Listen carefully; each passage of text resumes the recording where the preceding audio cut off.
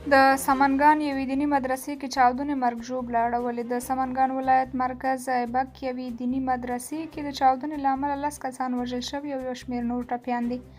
د طالبانو حکومت د کورنیو چارو وزارت ویان عبدالنافع ټکور نن چهارشنبه د نومبر په 10 د لیندۍ 9 پر خپله ټویټر پاڼه لیکلي چې یاده چاودنه نن په دغه دیني مدرسه کې د ماسپښین لمانځه پر مهال رامنځته شوې ده. ښاغلي ټکور ویلي چې د پیښې قربانیان د یادې دیني مدرسې زده کوونکي دي. نوموړي زیاته کړې نن ماسپښین د سمنګان ولایت مرکز ایبک ښار کې په یوه دیني مدرسه کې چاودنه رامنځته شوې ده چې له امله یې شاوخوا 10 تنه زده کوونکي په شهادت رسېدلي او یو شمېر نور زخمیان دي.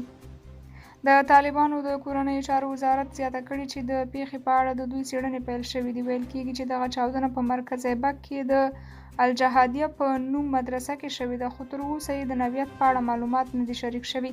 بلخوا د سمنګان ولایت لپاره د طالبانو حکومت د اطلاعاتو او فرهنګ رئیس امدادالله مهاجر امریکا غږ ته وویل چې په دغه چاودنه کې 15 کسان وژل شوي او یو شمېر نور ټپیان شوي دي.